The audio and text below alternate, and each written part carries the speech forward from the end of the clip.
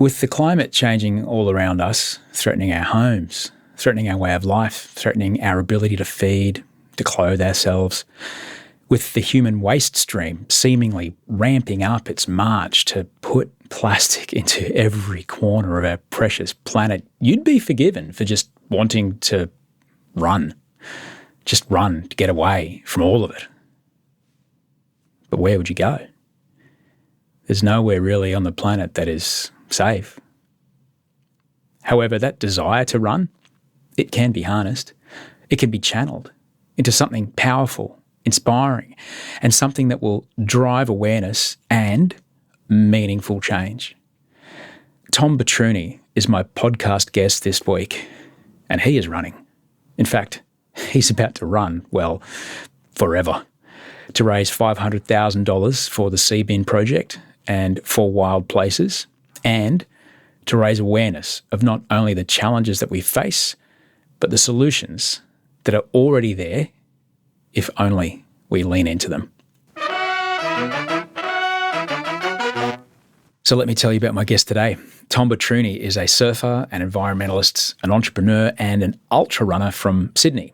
He's the co-founder of Blaek Store, which is a responsible clothing and homeware store.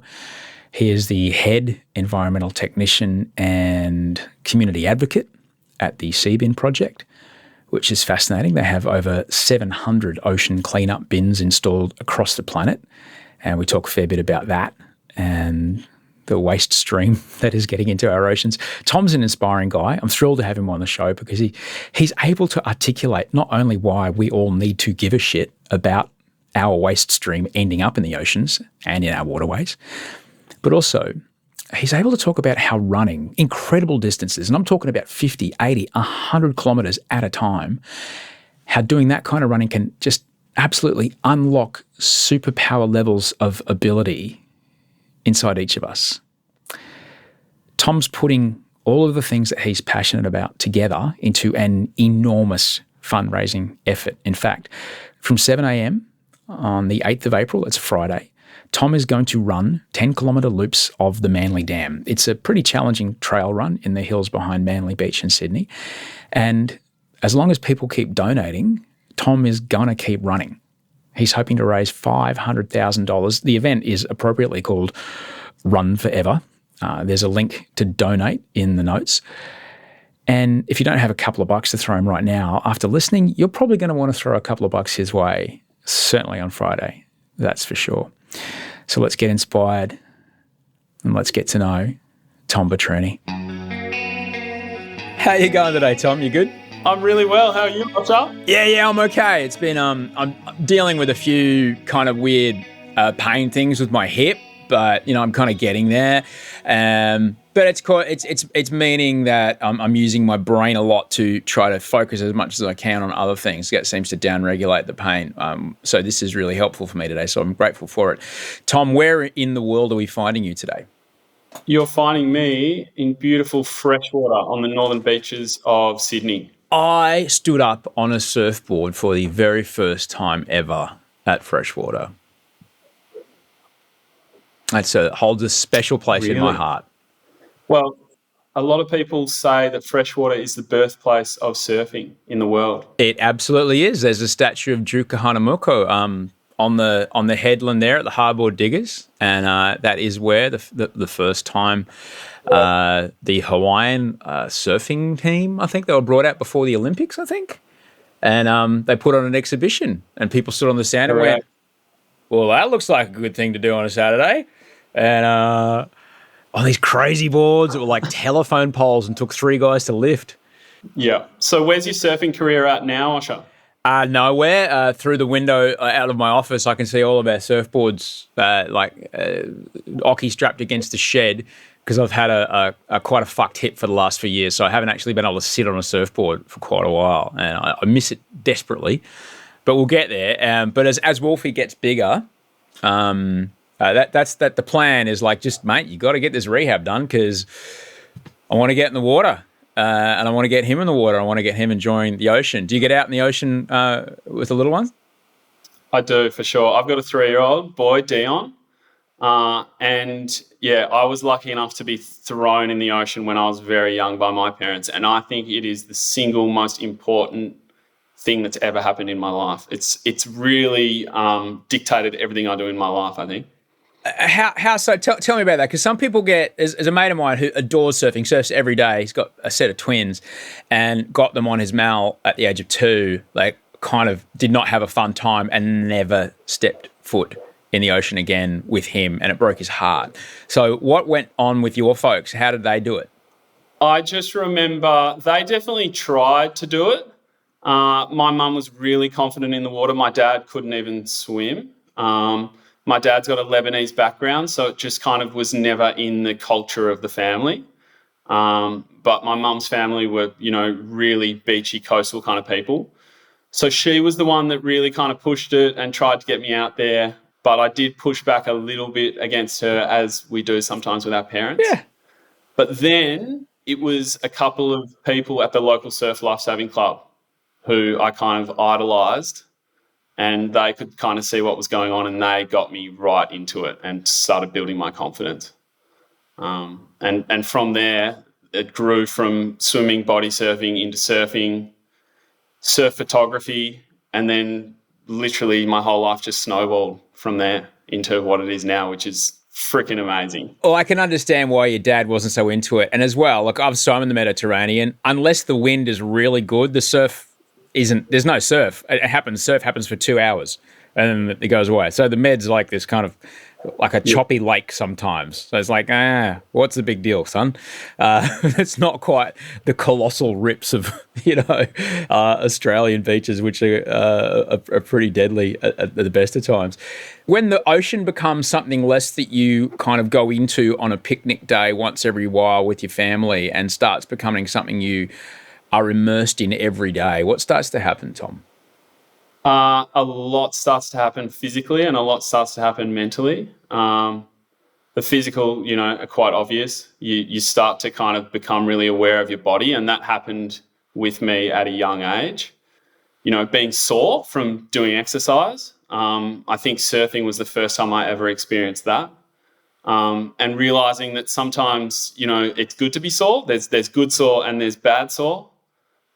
You probably know all about that with your hip, and before whatever went down with it might have been bad sore, but now with rehab it might be good. There's the physical, and there's a lot of confidence that comes from kind of knowing about your body and kind of feeling strong and powerful. And then there's the mental, and the mental for me was surfing was the first thing that I was in something, the ocean, and I was made to feel absolutely minuscule. Most people that surf regularly will have experiences where they feel like they've, almost kind of lost their life at one point. Whether that's true or not, that's what you feel. And I had a few of those. I had run-ins with sharks. And I also had moments where I was like, wow, I'm doing this. I'm kind of in tune with the ocean, this huge thing, and we're kind of getting along really well. So, the mental and physical, lessons that you get from the ocean, which I'm so keen to pass on to my little boy. You mentioned something that I certainly find, once I started spending way more time in the ocean in my 20s, once I moved to Sydney and I was, had access, I could walk to a beach, which I couldn't do in Brisbane. I could, but it would have taken a day and a half. Once I could walk to a beach and, there's the feeling of, I'm out past the breakers. I've never swum this far out and I'm okay. And I can float and it's fine. And, there's a stingray in the sand below me. At first it's like, what the fuck? And then it's like, hey, buddy, what you doing? And once you start slowly building that up, there's a feeling and a sense of power and competency that comes with you when you leave the ocean. Yet at the same time, as that confidence grows, venturing out, body surfing mainly. I body surfed for years before I surfed. Venturing out in bigger and bigger surf, and then, as you mentioned, comes a day where I think I'm in a bit of trouble here. And I'm 12 years sober now, and there's a great phrase I love: find humility before humility finds you. And to have humility thrust upon me as, I don't know, a couple of 100 tons of angry seawater roiling and pushing me down and going, You might think you're all that because you got this job on TV and shit, but you're not breathing right now, and you won't be for a while, and you're just going to have to be okay with that because there's fuck all you can do about it. That also leaves you the beach with you. 100%. And that's that minuscule kind of moment that you get where you're like, you know, I have this job, I have this relationship, I have this, I'm important in this area, but doesn't mean anything when you're out in nature, because you can make one little mistake, or you can kind of, not have that humility, or not be trying to have that humility, and it can all kind of disappear. Or, you know, hopefully it doesn't disappear, but you just get a little reminder that you can go, yeah, cool. You know, I've got 20 years ocean experience, but you're never going to dominate the ocean. The ocean's always going to dominate you. Over the course of, I guess, post-industrial revolution, changes to our lived environment, they were noticed on land, but they were always like, oh no, this environment's changed because we're using it for farming, or this environment's changed because, well, we have to burn this coal, you know, because we're powering these big cities, and look at our quality of life. It's amazing. We're not living in mud huts. Life's fucking great. We've got clean water. There's food everywhere. It's incredible. So the changes to the land environment were very obvious, but we kind of, you know, we just kind of accepted them. Yet over time, the kind of the leading, I guess, I don't want to say alarm bells or red flags or whatever, have been signaled by people who spend a lot of time in the ocean. I remember as a kid, every Saturday on Channel 7, watching Jacques Cousteau in his red beanie, full fucking Steve Zissou, you know, going, the ocean is the lungs of our world, and we are treating it like a garbage bin. And this is in the 50s. You know, here's this French guy with a pipe burning diesel, like fucking fanging around this, you know, this South Coral Seas, going, it is terrible what we are seeing in these remote locations. Like, why do you think we have to wait for the ocean to tell us that things are bad? And when did you first start to notice changes? If you spend a lot of time in the ocean, you would start to notice changes quite subtly, surely. Yeah, for sure. Why do we have to wait for those reminders? We don't, but it's a lot easier because you know, those kind of life or death, as dramatic as that sounds, those life and death moments in the ocean or on the running trails out in nature, they're the reminders that make everything in our lives disappear. And they say, hey, this is life. We can either live it, we can either move forward, or we can, you know, disappear with the earth. So you said that, spending time in the ocean, why do we need to wait to listen to these people? We don't need to wait. We definitely don't need to wait. And I think a lot of people are starting to learn that we don't have time to wait. But we do need to listen to these people that are spending time in the field, because the field is what is teaching us these lessons, not the boardroom. Without a shadow of a doubt. And we're not talking listening to people who are, you know, you run ultra trail runs, you run 100K races through the woods, you're a surf photographer, you're an ocean photographer, you're out in the ocean all the time. You are kind of a fringe dweller of environmental in you know, immersion. Yet when fishermen in the, you know, the big kind of, you know, PVC mega kind of day glow suits hauling shit onto the decks of their trawlers down in Tasmania and going, kingfish? Fuck, I've fished here for 50 years. I've never seen a kingfish. That's because the kingfish following the warm water that far south. Like, that's something we should fucking listen to, man. Yeah. And the problem is with that fisherman, they're aware of it, but these systems that we have in place, we're waiting till the last possible moment to kind of turn these systems around, because that's a difficult task. But yeah, my kind of argument or my message is always that the far more difficult task is going to be surviving on Earth. Yeah. We'll figure it out. It won't look like it looks now. Like, we'll figure it out. It'll be very different. But it doesn't have to be very different. And it could be pretty awesome if we sort it out. When it comes to, ocean pollution, though, as I started to spend more time in the water, I mean, fair enough. I was body surfing in the most populous beach, the most populous city of the country. So small bits of plastic and band-aids and all kinds of shit would kind of float past all the time. But in the course of my lifetime, that used to be human shit in the bay at Bondi Beach. When you were, in the ocean and growing up and surfing, did you start to notice an increase in the floaties? Yeah, for sure. The floaties and the washer-upperies on the sand at the tide line. I started off shooting surf photography, and while I was doing that, I was doing a lot of really close-up detailed stuff, like just documenting shapes and textures that I was noticing. And so I did that for about 5 or 6 years. And so I was spending my life, when I wasn't shooting surf, I was spending my life like this, looking at the close details.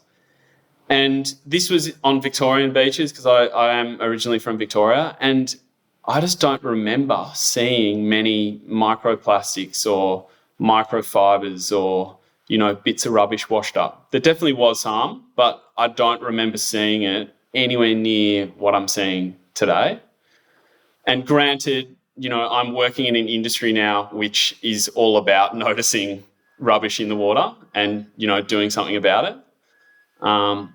But yeah, like I said, I've always been kind of looking like this, and over my lifetime, the increase has been huge for sure.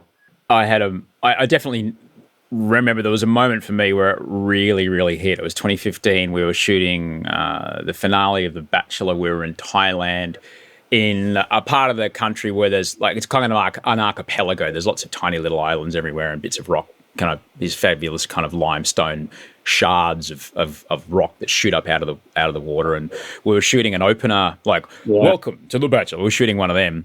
But the weather was shit, so we never used it. But it was this kind of long, drawn out, like a coral cay, a sandbar, basically. A sandbar with a little bit of grass and a tree on it. It was that look. We were looking for the big drone shot of welcome to tropical Thailand. And we were a long way from anywhere, all right? There was probably the nearest, it was a good half-hour boat ride out there or something. And I remember walking along the as it gets sharper and sharper and sharper, you can see the high tide marks where all the kind of sticks and debris and stuff have kind of landed. And I'm looking down. I'm in Thailand, mind you. And I saw a shampoo bottle with Arabic writing. Yeah. And then I can't tell you how many bottle lids and stuff like that. And it suddenly hit me in my brain as that shampoo bottle came off a production line. There was probably 20,000 like it made that day. Fuck. Yeah. What's it doing here? Yeah. Fuck. Why do we need, what's the simple way that you can explain to people? We've all heard about microplastics in the ocean and plastics in the ocean. Why is this something that we need to take so seriously and so immediately? Yeah, well, that example you just said is a good one because it's you're finding rubbish in Thailand from somewhere that's a long way away. So what that shows is that people in Australia, we might think that we're really lucky, we have really clean water, but we're all sharing the same ocean and we're all sharing the same rubbish and we're all doing the same damage to the same ocean.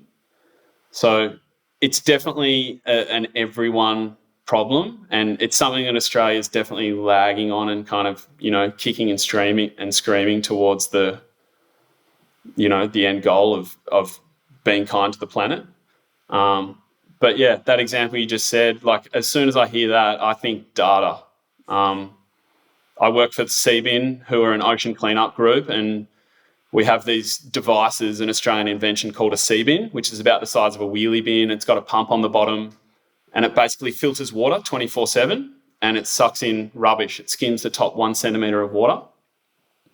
So we've got 1,000 worldwide in 37 countries, and the highest concentration of them is in Sydney Harbour.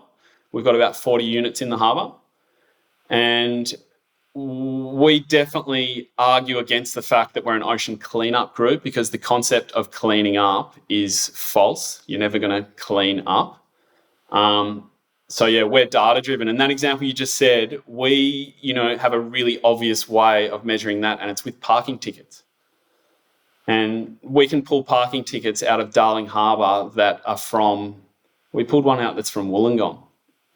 Holy And shit. maybe that one was driven by a car. Yeah. Yeah, maybe that one was, attached to a windscreen. I'll give you that. But what we're finding is we're getting these parking tickets. They've got City of Sydney written on them, so we know whose rubbish they are.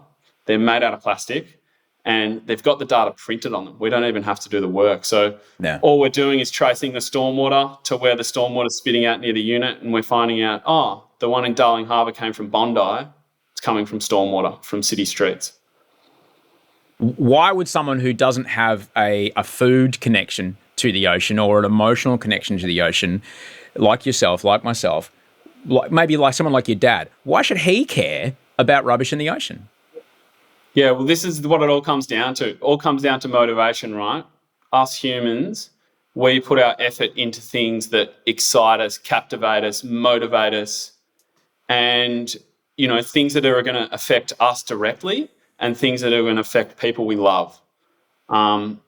So, yeah, the ocean, that example, if you don't eat fish, I don't eat fish. I don't eat anything out of the ocean, but I freaking love going to the beach with my 3-year-old boy. I love surfing. I love swimming in the water. I love how you can have the craziest day of your life and you can just jump in the water and everything's instantly fine. And I also love the fact that a lot of my friends love that. A lot of my family love that. So, yeah, there's heaps of motivation for me. So everyone's just got to find their motivation, right? Because motivation is what gets us out of bed and gets us caring about things. Because we could talk about the microplastics in the food supply that are ending up in humans. We could talk about bits of plastic at the bottom of the Marinara Trench, but that's all it's a bit too giant to even think about, isn't it? Let's not do that. We can talk about science. We can talk about data. Our government does that. Our government can bring up science and data that proves that climate change isn't a real thing. You can do whatever you want with numbers and conversation, but I'm all about passion and living by example and just being freaking excited to be in the ocean or out in nature and inspiring other people to, come and join me. And they get excited and then they fall in love with it and want to protect it. People listening may be a little horrified to find out that a parking ticket that maybe flooded out of the window of their car ended up in one of your sea bins. How can we make sure that you're never able to trace anything back to us? I'm not saying how can we dispose of it, and I'm not saying how can we get away with it. It's like, how can we avoid having our stuff ever turn up in one of your sea bins? Well, first of all, I think that's incredibly difficult, and I also think it's hard to find motivation for that because it's another big problem. But I honestly think just bringing awareness to the fact that there is rubbish in Sydney Harbour and how it's getting there, and the fact that you think it's bad. A lot of people come up to me day to day when I'm working in Sydney Harbour and say, "What are you doing? Sydney Harbour's spotless. It's super clean."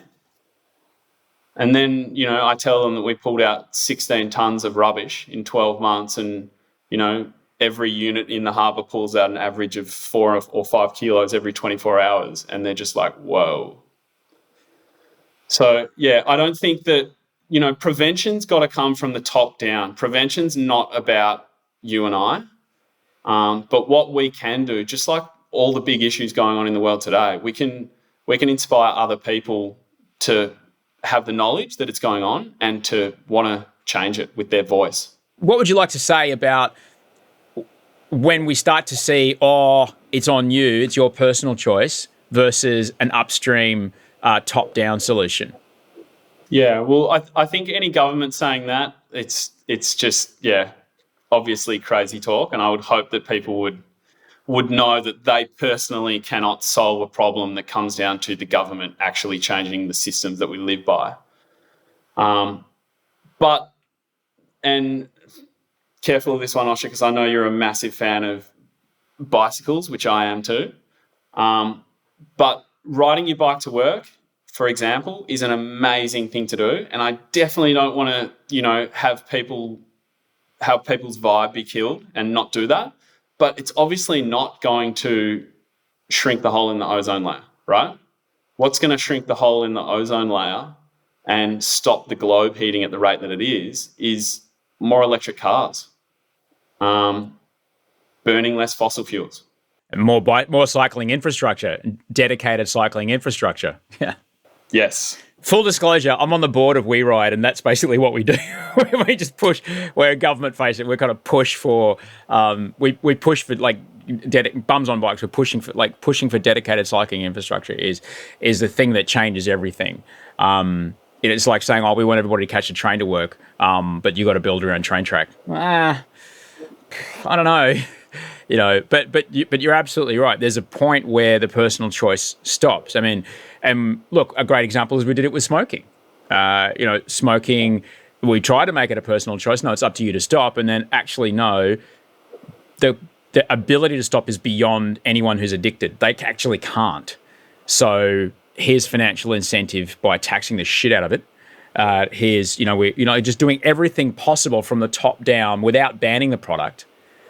To make it like the gigantic barriers to entry. Do you see that as an intervention that might work, Tom? Yeah, for sure. Anything from the top down. People are, whether they, like to be or don't like to be. I mean, I don't like the idea of it, but people, whether they like it or not, are under a certain amount of control from the government. And we have a certain amount of control over the government as well as, voters and taxpayers. But yeah, basically anything big that's happening within our systems in society, it can't be left up to society. It is left up to the government, but it's society's role to put pressure on the government.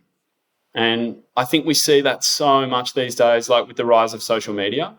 People just have the ability to pull their phone out and straight away put pressure on the government and other people to join with them.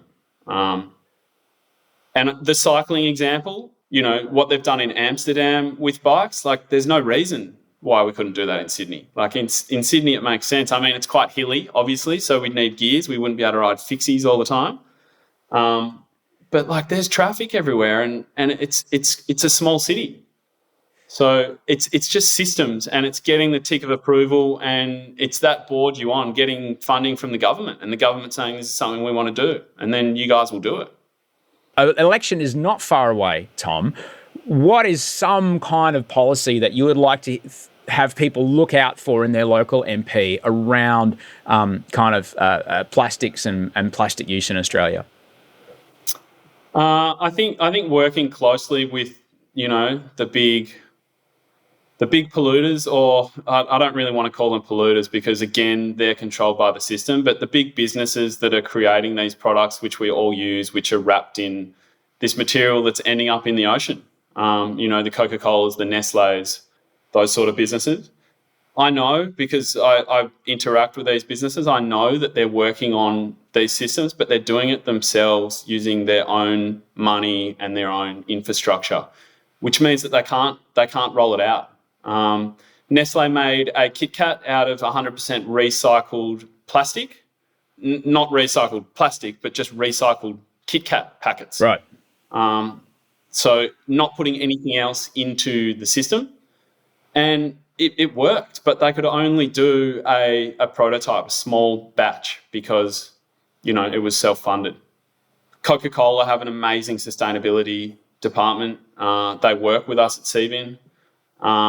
And they're investing a lot of money into research, but they can't roll it out because these systems are in place and it's impossible for them to do it without the support of the government. I definitely think that climate change has got to be the big conversation in this election. And what's the latest they're saying? Net zero by 2050. I went to a panel discussion recently at the Australian National Maritime Museum, and there was 3 incredible scientists there who said net zero by 2050 and we will not make it. Net zero by 2030, we have a chance. Yeah. So I want to see net zero by 2030. I want to see our government stand up and be noticed in the world for doing something good, because at the moment, Australia is getting noticed in the world for not doing anything. So that's my number one. And my number 2 would be working with big business to come up with a solution. we are constantly told about where our emissions are compared to other countries. However, do not forget the other countries we are comparing ourselves to are burning the coal that comes out of our ground. I think it's something colossal. Like if you look at how our coal from our land, how our coal contributes to the global amount of CO2 output, it's somewhere near 20%. It's fucking gigantic. All right, but who are we then? Are we Dickie from the Night Manager? Was like, mate, I just sell the weapons. I don't shoot them. Are we, putting our hands in the air going, hey, man, we're not the one burning it. We need to take responsibility. We need to accept that the incredible life we have has been due to this, and we can keep this incredible life. In fact, it can be even more incredible if we find a way to export that energy in a different way. And there's plenty of ways to do it. The second thing you were saying, and this is really interesting, it is such a colossal problem.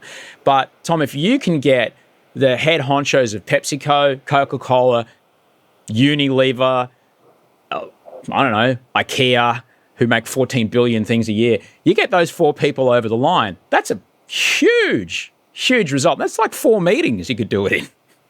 Yep, for sure.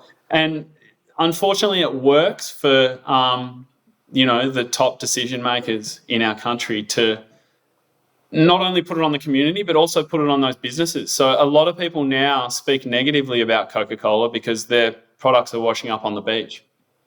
But I think that's just a real get out of jail free card. And all these businesses do want to do the right thing. They're human beings. They don't want the world to come to an end. Many of them live in Sydney and they go to the beach. They don't want to see their products washing up on the beach. But yeah, they just need help from the government. Like the only thing worse than seeing a Coca-Cola bottle washing up on the beach is that if you are an account manager of Coca-Cola with your kids out for the day and they go, hey, Dad, and you go, yeah, I know. Like that would be the worst. Yeah. Well, it was slightly controversial, but Seabin joined forces with Coca-Cola. They came on board as a sponsor of our Sydney Harbour pilot program. And I took 2 executives down to one of our units at Jones Bay Wharf in Pyrmont. And I could not have set it up any better, but we walked down to the unit and looked in the water and there's 2 Coca-Cola bottles just bobbing in the water, get sucked into the unit. And these 2 execs instantly pulled out their phones, took a video, bang, group chat to the whole Australian business. And then a week later, they were giving us money. So there's good vibes there, and there's good people, and they're human beings. Yeah. And I think demonizing these companies because their products are washing up is just it's not the most streamlined way forward. The most streamlined way forward is we're all human. How do we work together to move forward? But it's easy. It's easy to go, big plastic, big ag, big pharma, big whoever. It's a 5-word sentence and you feel right. But it's not that simple. It's the system that we're all stuck in. I'm speaking to you on a camera that is made of plastic and came from another country. It was flown here. Like this is, my entire life is possible because of the system that and the incredible life that I have and the health that I have and my family has and the food supply we have is because of this system. But it doesn't mean that this system cannot be made more efficient and less damaging over time. We've talked a lot about the ocean, but you also spend a huge amount of time out in nature, particularly with trail running. We spoke about the humility that comes from being held underwater by a gigantic southeasterly swell. Tell me about the humility that comes upon you when you are at, it's at like 11 p.m. and you're on K75 with another 25 to go and your headlamp's running out of batteries and you can't see the trail because you're seeing ghost runners in front of you. What is that like? Well, first of all, that literally gave me goosebumps on the back of the neck because it gets me so excited. I've read a lot of running books. Like that picture you just painted. I'm quite cardiac. I'm like...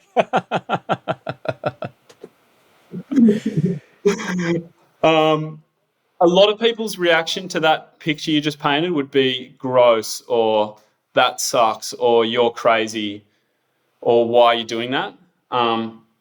But I think all of those statements are defense mechanisms, because people are quite scared to access that inner part of themselves that is only accessible when you're in a really, really challenging situation. And that's what ultra running is. It puts you in these situations which are just so far beyond what you think you're capable of. And not only are you in these situations, but you put yourself in them. Like, you drive your car there or ride your bike and you enter the trail, and then you're gone. You're miles away from where any ambulance can reach you. You're by yourself. It's raining. It's dark. Your headlamp runs out.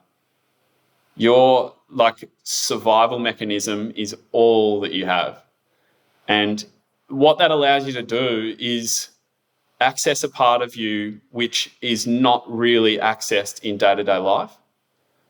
And when you can kind of draw from that inner part of yourself that you just had no idea was there and access it and use it to your advantage, and then get out of that situation, go home, go to bed, wake up the next morning, you're presented with a really horrible situation in your life. Something goes really bad in a relationship. You lose your job, something terrible, and you're like, hang on, I reckon I can handle this, because I went through that yesterday and I put myself in that situation, and I've just trained my mind to be able to deal with things like this. To be with the discomfort, to be with the uncertainty, and to trust that it won't stop. You'll be all right as long as you keep upright and hydrated and have some food. You'll figure out the problem. I have this kind of wild theory that particularly men go into ultra running, or push into like the more extreme ends of marathon. I want to get a sub 3 or sub 2 marathon, because they'll never go through childbirth. They won't ever have the chance to access that. Because I watched my wife, and you've witnessed childbirth, I'm sure. I watched her do that. I'm like, oh, right. Okay, and this is the second time she did it. I'm like, she's had it. We've got 2 kids. I'm like, in your heart for the rest of your days that you can face the most unbelievable pain, discomfort, wanting to get out of there, and you are going to be okay. As a man, I'll never know that, which is maybe that's why I was like, no, I'm going to fucking ride my bike for 100 miles and in the mountains of Utah and just keep fucking going. Maybe, I don't know. What do you reckon? Like, is that why men do it? Yeah, well, maybe. I mean, childbirth blew my mind. Like, I never thought I would think of it being such a beautiful thing to watch. Like, I definitely wasn't the guy that was like, gross, but I thought that I was the guy that may need to sit down because I was getting lightheaded. It's the most incredible thing I've ever seen, and just the whole labour and what they can do. Yeah, like, we can't do that physically, but I bet a lot of women think that they can't do that, and they can.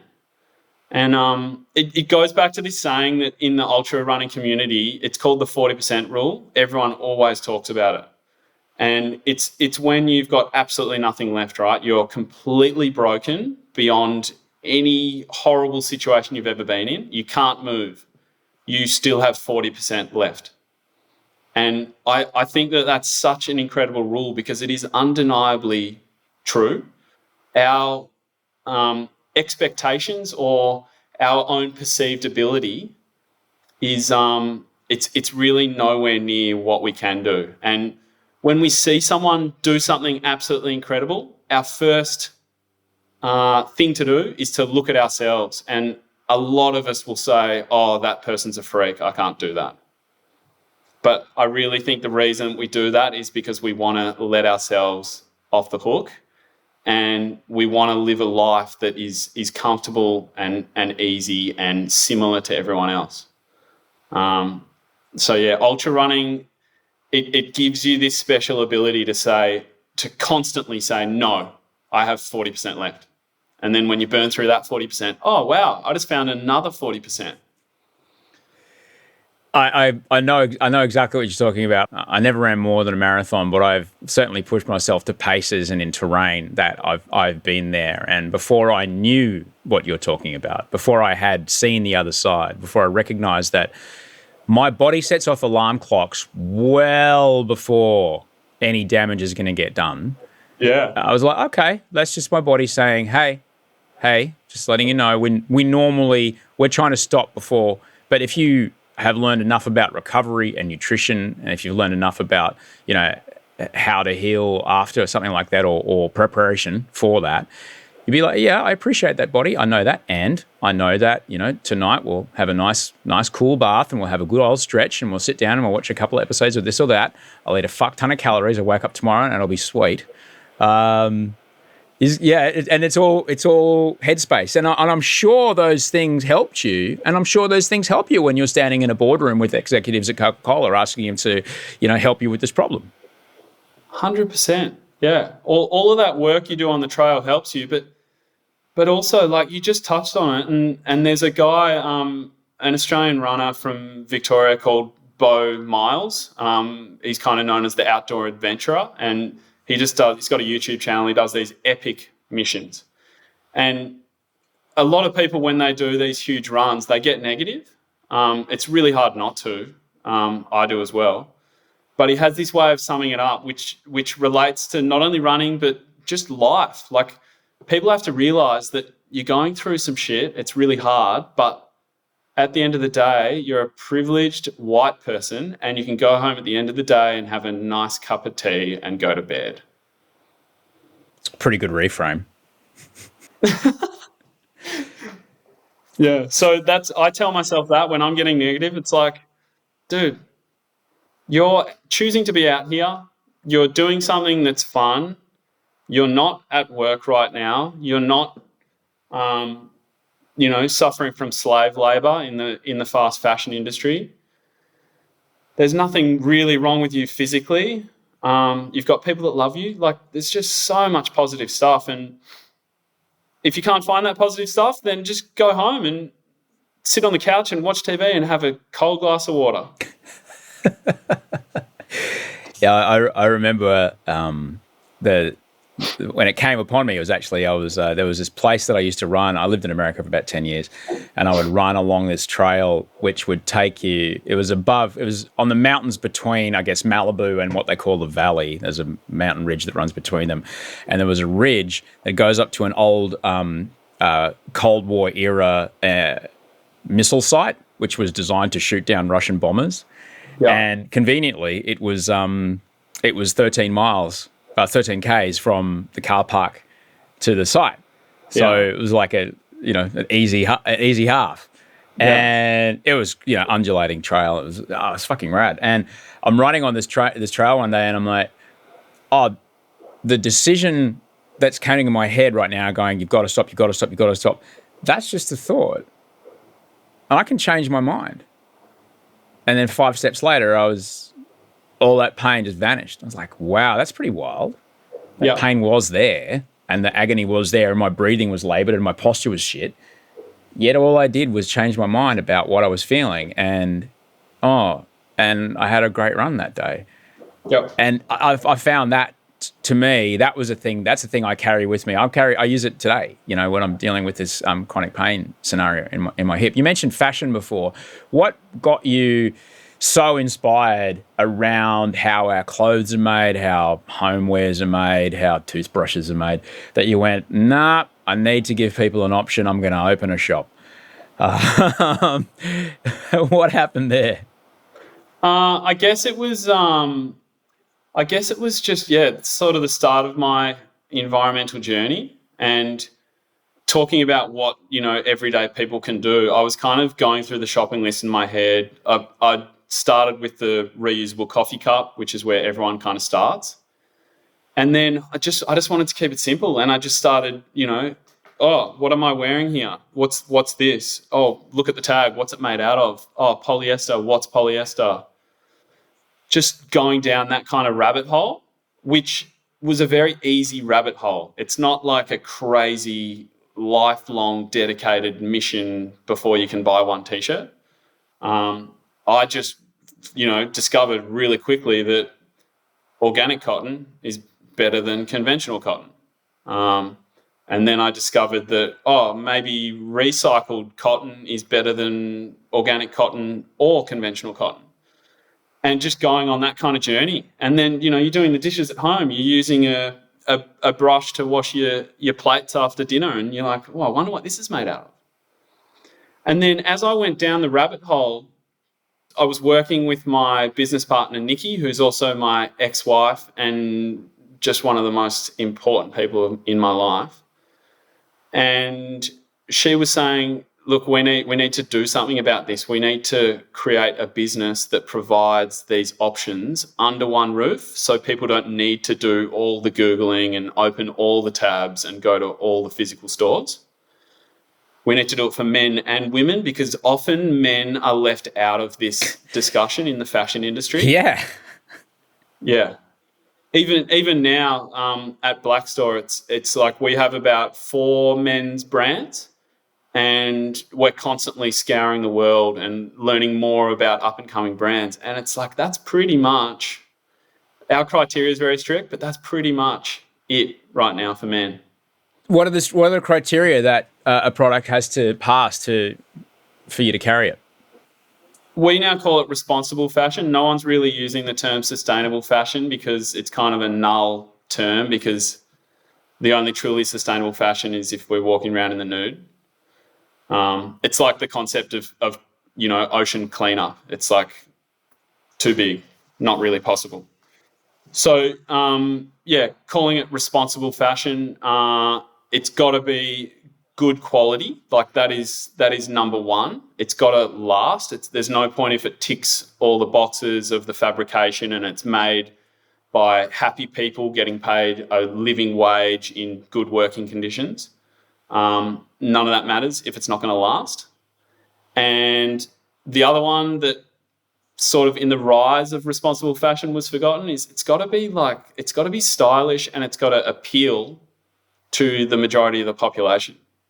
That was one of the things that was important to us at Blaek Store. We didn't want to have everything made out of hemp and it's really itchy and you got to wear fisherman pants or like a big sack.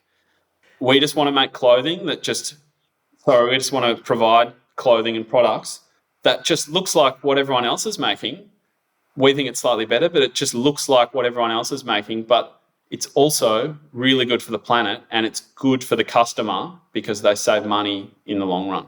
Where am I going to get my Dave Rastovich uniform, though? Well, I need to get my Dave Rastovich uniform from somewhere, man. Come on. Where's my floppy hat? Where's my floppy hat and billowy trousers? Yeah, and Rasta rocks that look. And, I mean, he's working with Patagonia now, so his looks slightly more elevated, but he can run that and he looks super cool running that. You mentioned Patagonia. I heard the CEO of Patagonia speak, and for people who don't know, they are one clothing company who are trying real hard.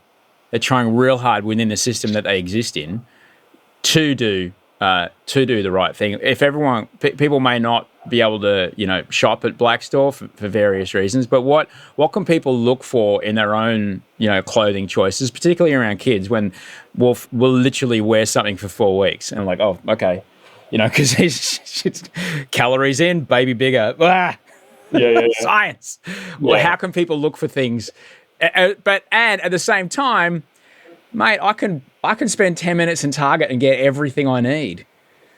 And that convenience, if I don't think about where it came from, or how it got to Australia, or what it's made out of, I can be done and home again feeding a cranky baby. Like, where's how do you balance that stuff? Yeah, well, that's it, balance, right? Like everyone's always looking for balance, and the kind of the booby trap with the whole balance thing is I don't think you ever really find balance, but it's about trying to find it. So I would never say to someone, screw your cranky baby, travel to Manly and go shopping at Blaek Store in person because you'll get the best customer experience. I would say go to Target and go home and stick a dummy in your baby's mouth and, get some good food on the table. But it's just all about, having that little thought in your mind before you do anything in life, basically. before you fill up the car with petrol, before you even walk out the door with the car keys, can I just ride my bike? Do I need to fill up with petrol? I'm in Target. Do I need to buy 100 things, or can I just buy like 2 T-shirts because I need them really quickly for tomorrow, and then I'll have some time to do some research to buy something that's good quality, the people that made it are happy, and it's going to last a lot longer.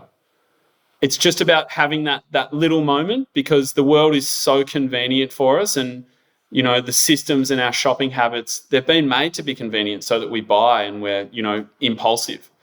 But just saying, stop, let's just think for 1 minute. Yeah, okay. I'm the first person to say I'm a walking contradiction.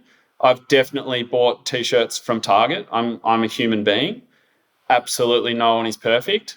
And it's going to be impossible for us all to be perfect until the decision makers change all these systems and make them the way that we have to do things. But yeah, just making sure you stop and you say, all right, just 1 second, think, and then you make your decision. I think that's the best thing we can all do. It's great, and it's really great advice. And I know this from my own, journey of being someone who doesn't eat animal products, and I haven't done for like 20 years or something. Though the people who do eat animal products, yeah. Well, what are your shoes made of when you're on The Bachelor? Like, well, like I don't know how to discount the overarching gigantic goal of me trying to minimize my personal impact by not participating in animal agriculture for food, to completely make that vanish in a puff of smoke because of a pair of borrowed shoes that I wore on a show one time doesn't make sense to me. And it's like popping a balloon. It's like it's an easy thing, but I don't think that argument really holds up. And I just like to underscore what you were saying. Like, just try to be more aware of it, because over time that stuff grows and grows to the point where you're like, you know what, I feel strongly enough about this that when we're coming up to an election, it's going to happen very soon.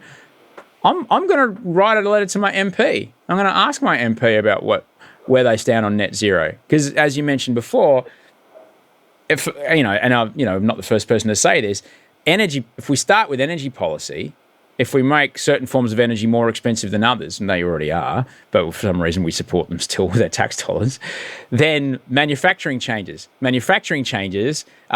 The input and output products changes. The output products changes, the waste stream changes. What I bring home into my grocery bag changes. And then, that's the kind of effects that we're talking about here, isn't it, Tom? Yeah. Act local, think global. The other one that comes to mind, you mentioned the Patagonia founder, Yvon Chouinard. He's got a great quote, which I always think about, which is, to do good, you actually have to do something. So your example of, what you consume, what you eat, I share your beliefs, and I share them with other people that, don't eat the same way as me, but I don't share it in a way that, hey, you're approaching this like pretty aggressively because you don't want me to take your animal products away from you, but that's not what I'm doing. I'm just telling you why I do it, and I'm showing you that I'm so passionate about it and I'm so amped and I just love talking about it. I'm not doing it to change your mind. I'm just doing it because I freaking love it. And it feels really good. And I guess another way that can look is, I have an electric motorbike and it goes very fucking fast and it's really fucking fun. And I'm doing everything I can. I'm doing everything I can to get as many motorbike guys and girls I know to get on this motorbike. Once you twist that throttle and take off like a spaceship and come back around to my house and I see the look on your face, I'm like, see, you don't give a shit what made that bike go. You just like the fact that it goes. It doesn't matter what makes us get from here to there. And if those electrons are made here in Australia, fucking amazing. And that's the thing. Like, I'm not saying that you are going to starve, but there's different ways that you can get your caloric. You can build muscle by eating meat. I am a testament to that. There's many people that do it way better than me because they've got more time and probably more dedication than I do. I'm not saying you can't have your steaks and you can't get swole. There's other ways to do that. You can do exactly what you want to do and slightly differently, and it's going to be fine. And if you could do it slightly better in a way that means that your kids, my kids, their kids, and their kids will still have air to breathe, and not a summertime that will kill half a city in a heat wave, then isn't that a good thing, Tom? It sure is. It's a definitely an added bonus, the fact that we get to be alive. Yeah, it's fucking wild, right? Not only is it economically the best thing to do, but hey, you know what happens at the end of it? We all get old and not die in fire while drowning in storm surges. And maybe our kids too. I guess what's kind of interesting, and for people to get around what you're doing, I could say go to Blaek Store, I could say support Seabin or support the other things you're doing, go visit your photography or something. But you're combining your ability to just keep, just running forever, with your love of the ocean and the water, and you're doing a really, really, really long run, aren't you, mate? Really, really long. Yeah, like forever. I had this idea one morning in the shower, which is where I have my really good ideas. And I was like, I want to do a fundraising run. I've never done one. I feel like they're just kind of never done well. Like the fundraising part's just like a tack on.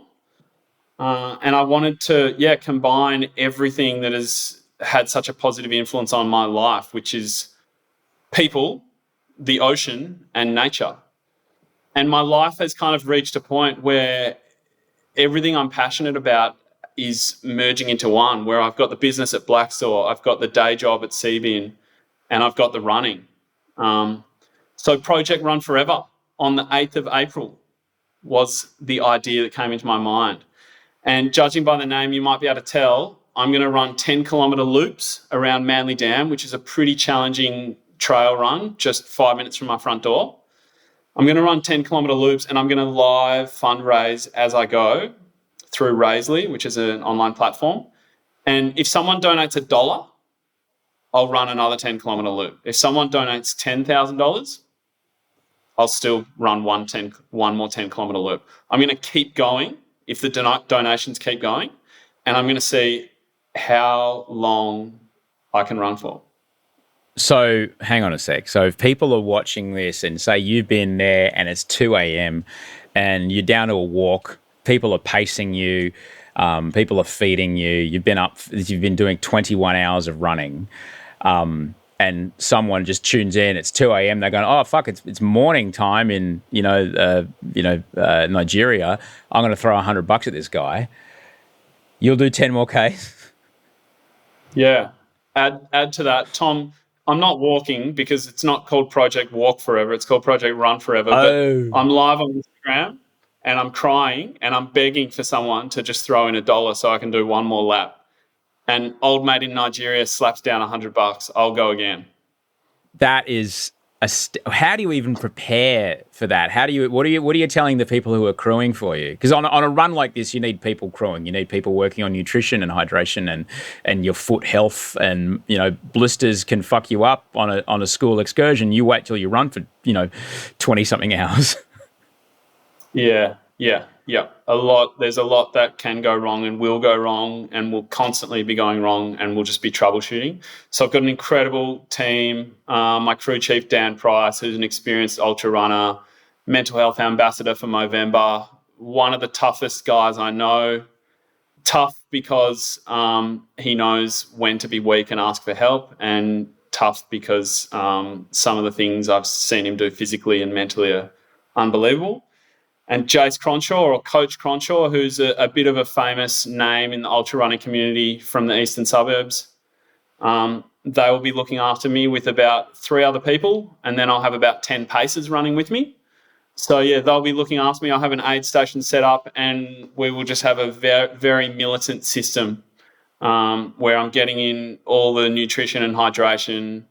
I'm giving them as much information as I can about how things are going, and the whole team is just working on building momentum behind me. So the running is as easy as possible and I can go for as long as I physically can.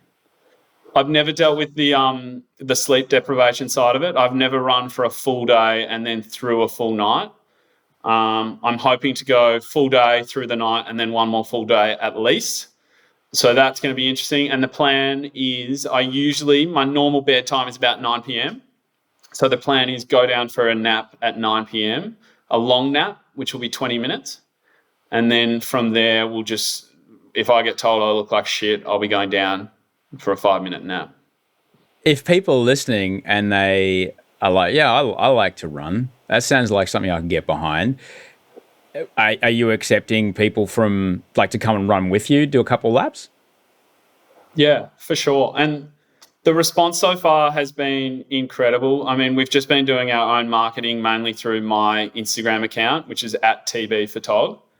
But I've been going on training runs around Manly Dam in the dark at 4 a.m. in the morning, and I'll hear someone scream out, "Project Run Forever, let's go."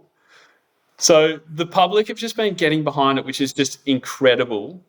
And I want to make this a really public event. Like, we've all gone through COVID. Yes, it's still around, but, we're allowed to do this. We're allowed to interact with each other. So it's all cleared with Northern Beaches Council, and we've got a huge area at Manly Dam. And I encourage absolutely anyone to come down, runner or not. Bring the family down. There's a playground, there's parking, there's facilities, there's a huge grassy area. We're going to have an event site with coffee and food. And the event site right there will be my aid station. So everyone will be able to, come and chat to me at least every hour and a half when I complete a 10K loop. And, just get everyone together to celebrate community, the outdoors, and have some really important discussions about why we need to get together and protect nature. Just a nerdy running question. The idea basically when you do endurance running, the idea is to figure out a pace that you can comfortably sustain, and then, in the words of Rich Roll, the person who wins the race isn't the fastest; it's the person who slows down the least. All right. Yeah. What pace are you hoping to kind of get around? So I know that a very comfortable pace for me is 6-minute pace on this course. So a 10K lap in an hour. That's very comfortable. It's comfortable over about 50 Ks. I won't be running more than 50 Ks in my training block in one run. So the plan is probably to start off at that pace. I'm going to be pretty excited at the start. There's going to be adrenaline, and you just have to know that that's going to be there. So I reckon the first lap or two I'll do at that pace, and then after 20K there will be a conscious move to slow it down. But the other thing I will be doing is not running any of the hills after about 20K. When you're doing really long runs, the hills are just very counterproductive. You actually lose time because you slow down after them, obviously. That's kind of the plan. Mate, it's a huge endeavour, an extraordinary feat of endurance. Has anyone done anything like this before? I think the longest continuous run someone has done is 6 days or something. Good Lord. I think I just Googled it. I'm definitely coming out and saying I'm going to run forever. I'm going to run forever. But I hope I'm not running 6 days later, because that would be incredibly painful. And I would still find 40%, but yeah, ouch.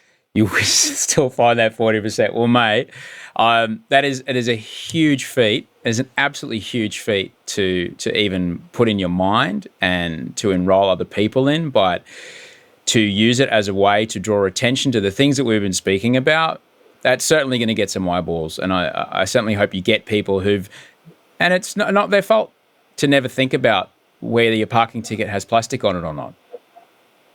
People have probably never thought about that before this conversation. That's okay. It's not your fault.